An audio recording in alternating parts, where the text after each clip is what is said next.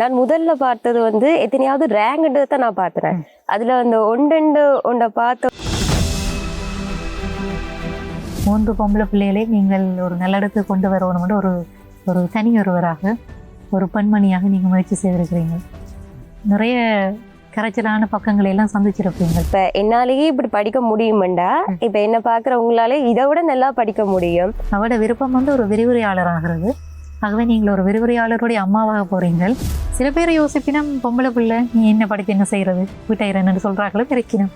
இப்போ நீங்கள் இப்படி பிள்ளைகள் படிக்கிறத கொஞ்சம் குறைக்க வேணும் அல்லது பொம்பளை பிள்ளை படிக்க தேவையில்லை நினைக்கிற சில பெற்றவர்களுக்கு நீங்கள் என்ன சொல்லலாம் நினைக்கிறீங்க? நான் தெரிவு செய்த பாடத்திற்கு உயிர் முறைமைகள் தொழில்நுட்பவியல் பாடத்திற்கு நியமனம் பெற்ற ஆசிரியர்கள் யாரும் இல்லாத பட்சத்தில் அகில இலங்கை ரீதியில் நீங்கள் 27வது இடத்தை பெற்றிருக்கிறீர்கள். மாவட்ட ரீதியிலே 1வது இடம். எப்படி படிச்சு?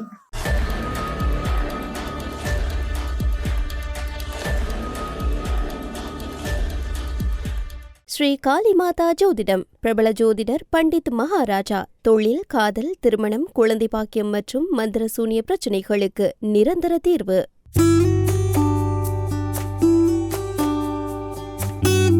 கல்வியே நமது சொத்து. கற்றலின் மூலம் காலத்தை வெல்லலாம் என்பதை நிரூபித்து காட்டியிருக்கின்ற மாணவியொருவரை தேடிச் சென்றோம். நாட்டின் போர்க்கால சூழல் கணவனின் உயிரை காவு கொண்ட போதும் தன் பிள்ளைகளின் உயர்ச்சியே எனது மகிழ்ச்சி என்று புன்னகையோடு வரவேற்ற தாயும் மகள்களும் இன்றைய நம் இளைய சமூகத்திற்கு சொல்லுகின்ற செய்திகள் ஆயிரம். வணக்கம் உறவுகளே, ஒரு சிறப்பு நேர்காணல் வழியாக இன்றைக்கும் உங்கள் எல்லோரையும் சந்திப்பதிலே மகிழ்ச்சி. நாட்டிலே காப்போத்தா உயர்தர பரீட்சை பெறுபவர்கள் வழியாக இருக்கின்றன. 2025 அந்த பெறுபவர்கள் பலருக்கு மகிழ்ச்சியை கொடுக்கின்ற பெறுபவர்களாக மாறியிருக்கின்றன. இன்றைக்கு நாங்கள் இந்த நேர்காணலுக்காக அழைத்து வந்திருக்கிறோம். அவ்வாறு சிறப்பு பருவேற்றினை பெற்றிருக்கின்ற ஊர்காவல்துறையைச் சேர்ந்த மாணவி ஒருவரைத்தான் அழைத்து வந்திருக்கிறோம். அவரை தேடி நாங்கள் வந்திருக்கிறோம்.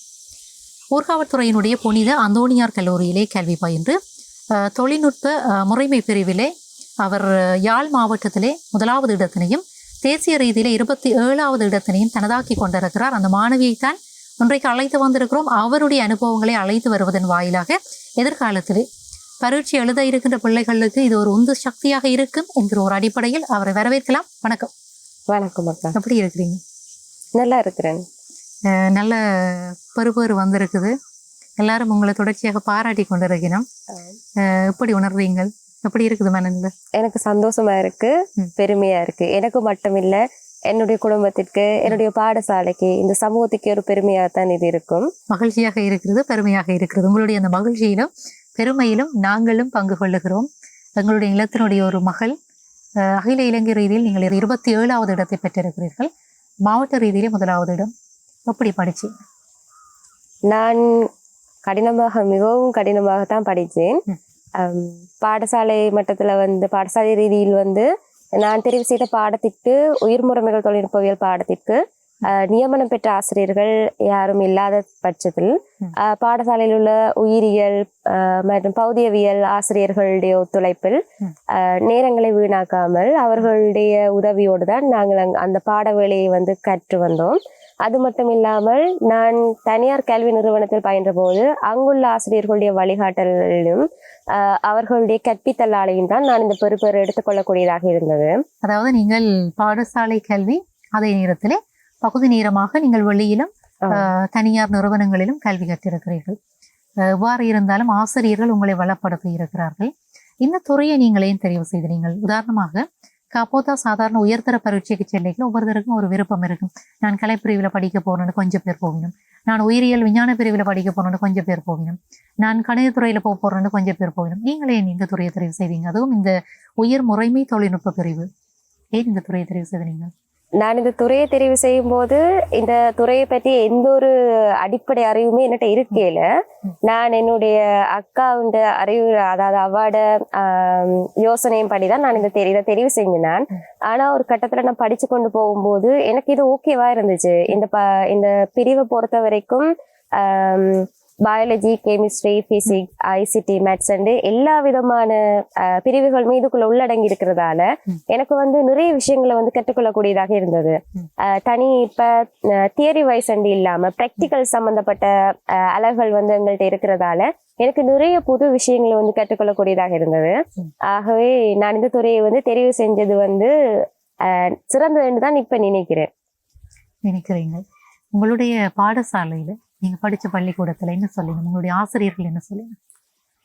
நான் கல்வி கற்ற அதாவது உயர்கல்வி கற்ற பாடசாலையாக இருந்தாலும் சரி, அதற்கு முன்பு நான் கல்வி கற்றிருந்த பாடசாலையாக இருந்தாலும் சரி, அதிபர் ஆசிரியர்கள் உட்பட என்னுடைய தனியார் கல்வி நிறுவனம் அனைத்து ஆசிரியர்களுமே மிகவும் சந்தோஷமாக இருக்கிறார்கள், பெருமைப்படுகிறார்கள், மகிழ்ச்சியாக இருக்கிறார்கள். முக்கியம் அம்மா என்ன சொல்றா? ஏனென்றா நான் இந்த உங்களோட கதைக்கிறதுக்கு முதல் அம்மாவோட கதைச்சினேன்.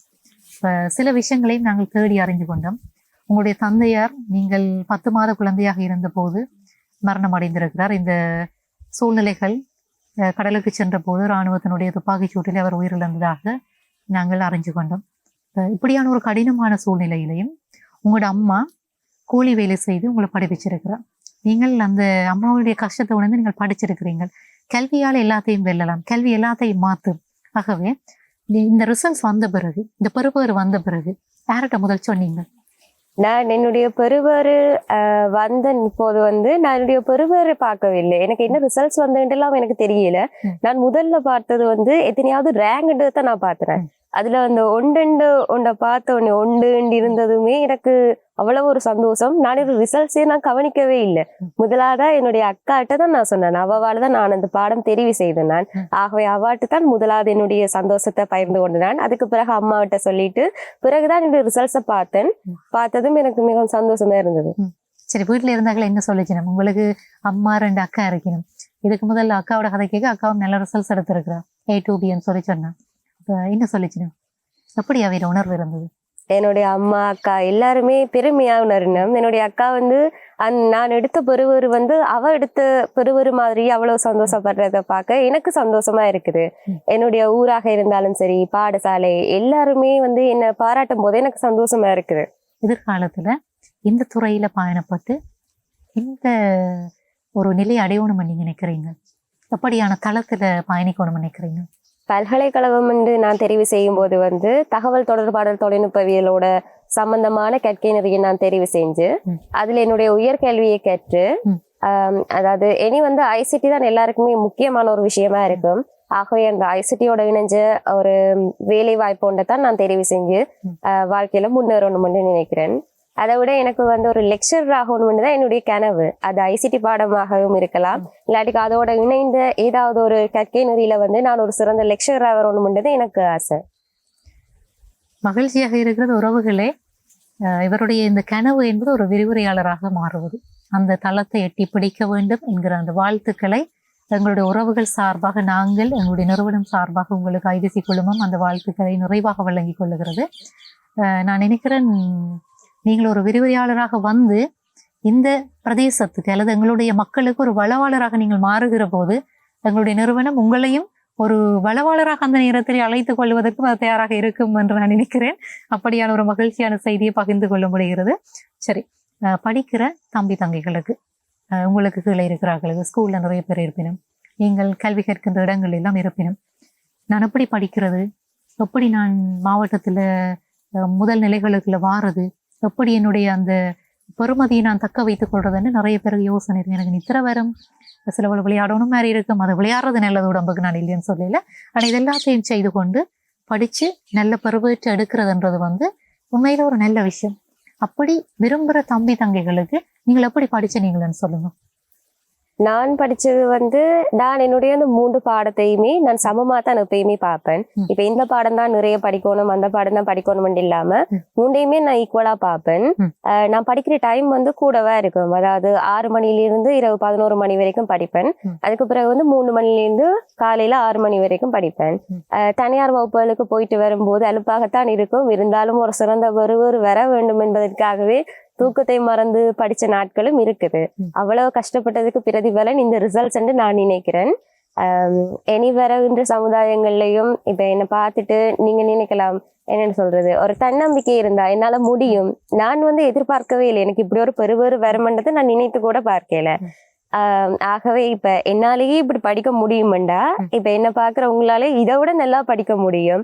உங்களுக்கு ஒரு தன்னம்பிக்கை இருந்து கொண்டு அதை விட எல்லாத்தையும் விட மேன்மையானது இறைவனுடைய ஆசீர்வாதம். அது எனக்கு நிறைவே கிடைச்சிருக்குன்னு தான் நான் நினைக்கிறேன்.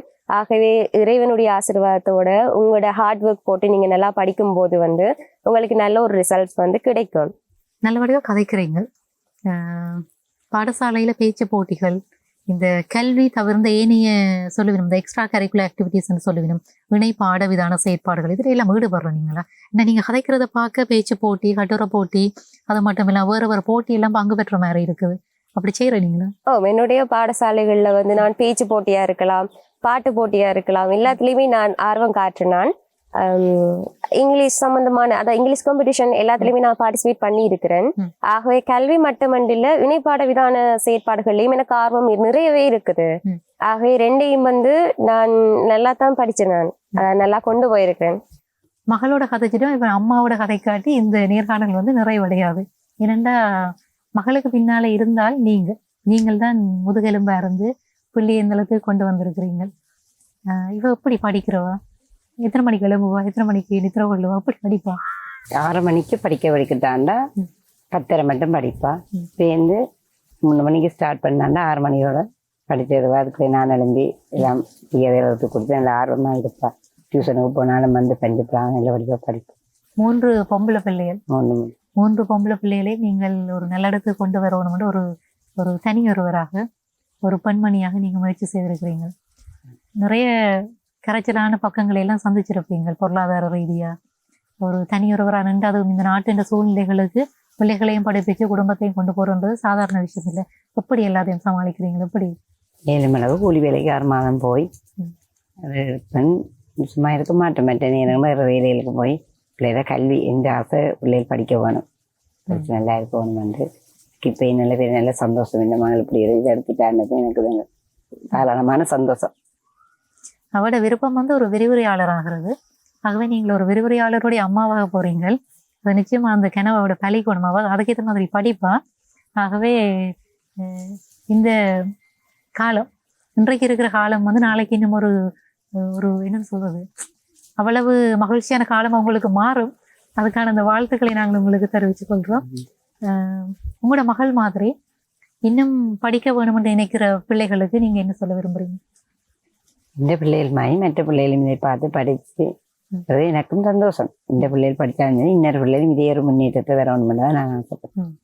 இப்ப இந்த பெறுபேறு வந்த பிறகு, இந்த ரிசல்ட்ஸ் வந்த பிறகு அக்கம் பக்கத்துல பாடசாலையில இருந்து எல்லாரும் உங்களோட கதைச்சிருப்பின என்ன சொல்லி நம்ம உங்களோட சொந்தக்காரர்கள் டீச்சர் அம்மாவோட ஆர்வம் தான் அம்மாவுக்கு சொல்லணும்னு எனக்கு அடுத்து மகளுக்கும் நல்ல இது சொல்லு. இந்த பிள்ளைகளை படிப்பிக்கணுமெண்டு சில பெற்றார் வந்து நல்ல விருப்பமா இருக்கணும். சில பேர் யோசிப்பினும் பொம்பளை பிள்ளை நீ என்ன படிச்சு என்ன செய்யறது வீட்டாயிரன்னு சொல்றாங்களும் இருக்கணும். இப்ப நீங்கள் இப்படி பிள்ளைகள் படிக்கிறத கொஞ்சம் குறைக்க வேணும் அல்லது பொம்பளை பிள்ளை படிக்க தேவையில்லை நினைக்கிற சில பெற்றவர்களுக்கு நீங்கள் என்ன சொல்லலாம் நினைக்கிறீங்க? என்னை பொறுத்த வரைக்கும் இந்த பிள்ளைகள் நல்லா படிச்சு நான் கஷ்டப்பட்டு தகப்பனுமில்லா ரீதி நல்லா படிக்கணும்னா இந்த ஆசை.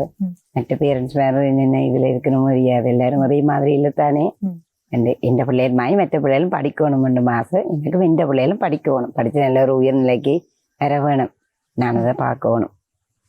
அதான் இந்த ஆசை. சரி, உங்களுடைய அந்த கனவுகள் நிறைவேறட்டும். நிறைவான வாழ்த்துக்கு நன்றி. எதிர்காலத்திலே ஒரு விரிவுரையாளரோடு நாங்கள் உரையாடி கொண்டிருக்கிறோம். உங்களுடைய அந்த கனவுகள் மெய்ப்பட வேண்டும். அதுக்கான உங்களுடைய அந்த உழைப்பை நீங்கள் தொடர்ச்சியாக இடுங்கள். உங்களுடைய சகோதரிகள், உங்களுடைய தாய் என்று சொல்லி நிறைய பேர் உங்களை சுற்றி இருக்கணும். உங்களுடைய உறவுகள் இருக்கிறார்கள். நீங்கள் இப்படியான ஒரு கடினமான சூழ்நிலையில இருந்து கொண்டு கூட இன்றைக்கு ஒரு சாதனையை வந்து நீங்கள் நிகழ்த்தி இருக்கிறீர்கள். அப்படிதான் சொல்லணும். என்னால படிக்க இயலும். இன்னும் பார்க்குற 4 தம்பி தங்கச்சிகளுக்கு ஒரு முன்னுதாரணமாக இருக்கக்கூடிய ஒருவராக நீங்கள் வந்திருக்கிறீர்கள். ஆகவே மென்மேலும் உங்களுடைய பயணங்கள் தொடர வேண்டும். நீங்கள் நல்லா படிக்கணும், நல்ல இடத்துக்கு வரணும்னு சொல்லி நிறைவான வாழ்த்துக்களை நாங்கள் நிறைவாக தெரிவித்துக் கொண்டு மிக்க நன்றி.